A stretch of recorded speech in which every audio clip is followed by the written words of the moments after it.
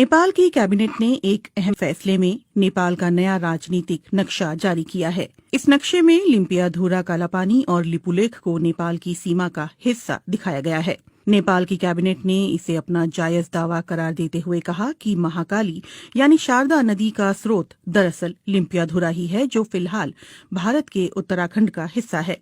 भारत इससे इनकार करता रहा है। नेपाल की कैबिनेट का फैसला भारत की ओर से लिपुलेख इलाके में सीमा सड़क के उद्घाटन के 10 दिनों बाद आया है। लिपुलेख से होकर ही तिब्बत चीन के मानसरोवर जाने का रास्ता है। इस सड़क के बनाए जाने के बाद नेपाल ने कड़े शब्दों में भारत के कदम का विरोध किया था। भारत के कदम का विरोध काठमांडू में नेपाल की संसद से लेकर काठमांडू की सड़कों तक दिखा। दरअसल 6 महीने पहले भारत ने अपना नया राजनीतिक नक्शा जारी किया था, जिसमें जम्मू और कश्मीर राज्य को 2 केंद्र शासित प्रदेशों जम्मू कश्मीर और लद्दाख के रूप में दिखाया गया था। इस नक्शे में लिम्पियाधुरा कालापानी और लिपुलेख को भारत का हिस्सा बताया गया था। नेपाल इन इलाकों पर लंबे समय से अपना दावा जताता रहा है। नेपाल के कृषि और सहकारिता मामलों के मंत्री घनश्याम भूसाल ने कांतिपुर टेलीविजन से कहा, ये नई शुरुआत है, लेकिन ये नई बात नहीं है। हम हमेशा से ये कहते आए हैं कि महाकाली नदी के पूरब का हिस्सा नेपाल का है। अब सरकार ने आधिकारिक तौर पर उसे नक्शे में भी शामिल कर लिया है। हालांकि घनश्याम भूसाल ने ये भी कहा है कि इस मसले पर आधिकारिक हल के लिए भारत के साथ कूटनीतिक बातचीत जारी रहेगी। माना जा रहा है कि दोनों देशों के बीच विदेश सचिव स्तर की बातचीत कोविड-19 संकट के खत्म होने के बाद हो सकती है। सोमवार को हुए नेपाली कैबिनेट के फैसले के बाद माना जा रहा है कि नेपाल की सरकार अपने अधिकारियों और स्थानीय निकायों को सरकारी दफ्तरों में इस नए नक्शे के इस्तेमाल के लिए कहेगी। इस नक्शे को शैक्षणिक संस्थानों में भी पढ़ाया जाएगा और दूसरे साझेदारों के साथ शेयर किया जाएगा। कालापानी और गुंजी के रास्ते लिपुलेख तक नई सड़क के उद्घाटन के भारत के एकतरफा फैसले के बाद नेपाल ने कालापानी और लिपुलेख क्षेत्रों पर अपने पुराने दावों को फिर दोहराया और काठमांडू में भारत के राजदूत और भारतीय विदेश मंत्रालय को नेपाल की चिंताओं से अवगत कराया था। इससे पहले नेपाल ने कहा था कि भारत ने जिस सड़क का निर्माण उसकी जमीन पर किया है, वो जमीन भारत को लीज पर तो दी जा सकती है, लेकिन उस पर दावा नहीं छोड़ा जा सकता। बुधवार को लिपुलेख विवाद पर नेपाल के प्रधानमंत्री केपी शर्मा ओली ने एक सर्वदलीय बैठक बुलाई थी, जिसमें पूर्व प्रधानमंत्रियों ने भी हिस्सा लिया था। लिपुलेख वो इलाका है जो चीन, नेपाल और भारत की सीमाओं से लगता है। लिपुलेख में कथित अतिक्रमण के मुद्दे को लेकर नेपाल में भारत विरोधी प्रदर्शनों का सिलसिला भी जारी है। नेपाल के प्रधानमंत्री केपी शर्मा ओली की सरकार ने इस सिलसिले में भारत के समक्ष लिपुलेख इलाके पर नेपाल के दावे को दोहराते हुए कड़े शब्दों में कूटनीतिक विरोध दर्ज कराया है। उत्तराखंड के धारचूला के पूरब में महाकाली नदी के किनारे नेपाल का दारचूला जिला पड़ता है। महाकाली नदी नेपाल भारत की सीमा के तौर पर भी काम करती है। नेपाल सरकार का कहना है कि भारत ने उसके लिपुलेख इलाके में 22 किलोमीटर लंबी सड़क का निर्माण किया है। नेपाल ने पहले भी साल 2019 के नवंबर में भारत के समक्ष अपना विरोध जताया था।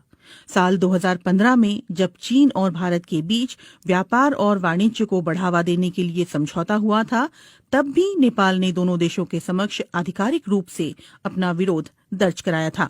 भारत चीन के बीच हुए समझौते को लेकर नेपाल ने पहले भी साल 2019 के नवंबर में भारत के समक्ष अपना विरोध जताया था। साल 2015 में जब चीन और भारत के बीच व्यापार और वाणिज्य को बढ़ावा देने के लिए समझौता हुआ था, तब भी नेपाल ने दोनों देशों के समक्ष आधिकारिक रूप से अपना विरोध दर्ज कराया था। नेपाल का कहना है कि इस समझौते के लिए ना तो भारत ने और ना ही चीन ने उसे भरोसे में लिया, जबकि प्रस्तावित सड़क उसके इलाके से होकर गुजरने वाली थी। इस सप्ताह जब काठमांडू में भारत विरोधी प्रदर्शन अपने चरम पर थे, तो नेपाल ने बुधवार को एक और बड़ा फैसला किया। उसने पहली बार महाकाली नदी से लगे सीमावर्ती इलाके में आर्म्ड पुलिस फोर्स एपीएफ की एक टीम भेजी है। कालापानी से लगे छांगरू गांव में एपीएफ ने एक सीमा चौकी स्थापित की है। एपीएफ का ढांचा भारत के सशस्त्र सीमा बल और भारत तिब्बत सीमा पुलिस की तरह ही है। साल 1816 में हुई सुगौली की संधि पर दस्तखत के 204 साल बाद नेपाल ने आखिरकार 3 देशों की सीमा से लगने वाले अपने इस इलाके की सुरक्षा के लिए कदम उठाया है। 2 साल तक चले ब्रिटेन नेपाल युद्ध के बाद सुगौली की संधि हुई थी, जिसके तहत महाकाली नदी के पश्चिमी इलाके की जीती हुई जमीन पर नेपाल को अपना कब्जा छोड़ना पड़ा था। कालापानी विवाद के बाद इस सप्ताह लिपुलेख को लेकर काठमांडू में हुए विरोध प्रदर्शन और भारत नेपाल के कूटनीतिक घमासान से एक बार फिर दोनों देशों के संबंधों में खटास आ गई है। हालांकि विवाद के कुछ एक मुद्दों को छोड़ दें तो दोनों देशों के संबंध हाल के समय में तकरीबन मधुर ही रहे हैं। इसी महीने प्रधानमंत्री नरेंद्र मोदी और केपी शर्मा ओली ने कोविड-19 की महामारी के खिलाफ एकजुट रहने की प्रतिबद्धता जताई थी, लेकिन लिपुलेख में भारत के सड़क बनाने की घटना ने कई नेपालियों को नाराज कर दिया है। यहां तक कि प्रधानमंत्री केपी शर्मा ओली को ये स्पष्ट करना पड़ा कि नेपाल अपनी जमीन का 1 इंच भी नहीं छोड़ेगा। ऐसे में सवाल उठता है कि अचानक पैदा हुए लिपुलेख विवाद के कारण क्या भारत नेपाल मैत्री खत्म हो जाएगी? महाकाली नदी के उद्गम वाला ये पहाड़ी इलाका नेपाल के लिए इतना महत्वपूर्ण क्यों है? और ये सवाल भी उतना ही मायने रखता है कि लिपुलेख भारत के लिए भी रणनीतिक दृष्टि से इतना अहम क्यों है? नेपाल भारत संबंधों पर कई भारतीय विश्लेषकों का कहना है कि सभ्यता, संस्कृति, इतिहास और भूगोल की दृष्टि से कोई भी 2 देश इतनी नजदीकी नहीं रखते हैं जितने कि भारत और नेपाल हैं। लेकिन 1800 किलोमीटर लंबी सीमा पर दोनों देशों के दरमियान कभी न खत्म होने वाले कई सीमा विवाद भी हैं। दोनों देशों की सरहद ज्यादातर खुली हुई और आड़ी तिरछी भी है। हालांकि अब सीमा पर चौकसी के लिए सुरक्षा बलों की तैनाती बढ़ी है। मुश्किल इस बात को लेकर ज्यादा है कि दोनों देशों की सीमाओं का निर्धारण पूरी तरह से नहीं हो पाया है। महाकाली यानी शारदा और गंडक यानी नारायणी जैसी नदियां दोनों इलाकों में सीमांकन तय करती हैं। वहां मॉनसून के दिनों में आने वाली बाढ़ से तस्वीर बदल जाती है। नदियों का रुख भी साल दर साल बदलता रहता है। कई जगहों पर तो सीमा तय करने वाले पुराने खंभे अभी भी खड़े हैं, लेकिन स्थानीय लोग भी उनकी कद्र नहीं करते। सामान्य परिस्थितियों में लोगों का एक देश से दूसरे देश आना जाना लगा रहता है। भारत और नेपाल के सर्वे अधिकारी और टेक्नीशियंस सालों की साझा कोशिश के बावजूद अभी तक कोई ऐसा नक्शा नहीं बना पाए हैं जिस पर दोनों देश सहमत हों। नेपाल के सर्वे विभाग के पूर्व महानिदेशक बुद्धिनारायण श्रेष्ठ की रिपोर्ट के मुताबिक साल 1850 और 1856 में भारत और नेपाली अधिकारियों ने मिलकर एक नक्शा तैयार किया था। बुद्धिनारायण श्रेष्ठ के मुताबिक महाकाली नदी लिम्पियाधुरा कालापानी से उत्तर पश्चिम में 16 किलोमीटर दूर से निकलती है और सुगौली की संधि में इस नदी को दोनों देशों की सरहद करार दिया गया था। इसलिए इससे साबित होता है कि कालापानी नेपाल का हिस्सा है। लेकिन भारत इन नक्शों को सबूत के तौर पर स्वीकार करने से इनकार करता है। भारतीय पक्ष का कहना है कि इसकी जगह 1875 के नक्शे पर विचार किया जाना चाहिए, जिसमें महाकाली नदी का उद्गम कालापानी के पूर्व में दिखलाया गया था। गौरतलब है कि 1875 के नक्शे पर नेपाल के दस्तखत नहीं हैं। काठमांडू में इस मामले पर जानकारी रखने वाले अधिकारियों का कहना है कि नेपाल और भारत की सीमा के निर्धारण का काम ज्यादातर पूरा कर लिया गया है। हालांकि नदी वाले इलाकों में ये काम पूरा नहीं हो पाया है। नेपाल की पश्चिमी सीमा पर महाकाली नदी और दक्षिणी सीमा पर गंडक नदी दोनों देशों की सीमा निर्धारण करती है, लेकिन यहाँ नक्शा तय करने का काम अभी भी अधूरा है। दोनों देशों के सर्वे अधिकारी और टेक्नीशियंस महाकाली और गंडक नदी पर सीमांकन के बिंदुओं के निर्धारण पर सहमत नहीं हो पा रहे हैं, क्योंकि नदियों के बहाव की दिशा बदलती रहती है। इन नदियों का रुख बीते दशकों में लगातार बदलता रहा है। लिपुलेख का विवाद ऐसे ही इलाके से जुड़ा हुआ है। नेपाल का कहना रहा है कि लिपुलेख पर्वत महाकाली नदी के पूर्व में स्थित है, जिसकी वजह से कुदरती तौर पर ये इलाका नेपाल का हिस्सा बन जाता है, और ये बात सुगौली की संधि में भी साफ तौर पर कही गई है।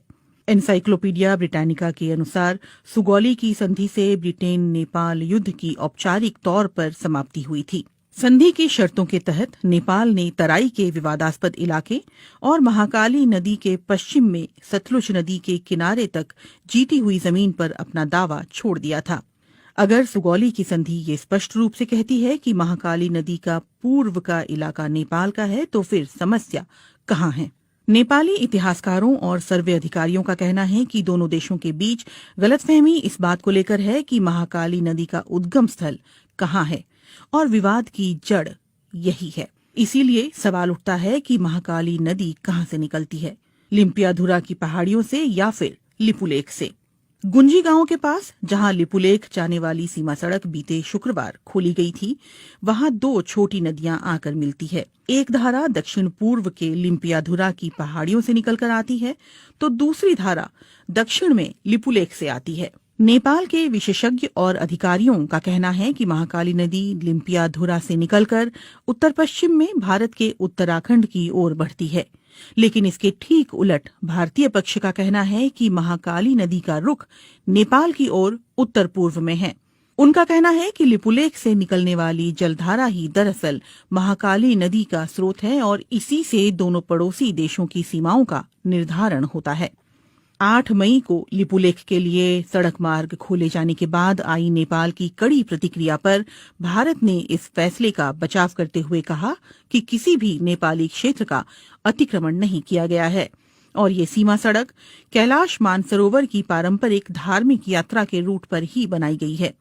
लेकिन नेपाली इतिहासकारों, अधिकारियों और जहां से भारत ने 8 मई को लिपुलेख जाने वाली सड़क का रास्ता खोला है, यानी गुंजी गांव के लोगों का ये कहना है कि नेपाली पक्ष के पास इस बात को लेकर पर्याप्त सबूत हैं कि सुगौली की संधि के अनुसार लिपुलेख और उस इलाके के कई गांव नेपाली क्षेत्र में आते हैं। विवाद दूसरे इलाकों को लेकर भी है। नेपाल की सरकार लगातार इस बात पर जोर देती रही है कि लिपुलेख और गुंजी गांव के अलावा भारत ने महाकाली नदी के उत्तर में उससे लगे कई इलाकों पर भी अपना कब्जा कर रखा है, जिसमें कालापानी भी शामिल है।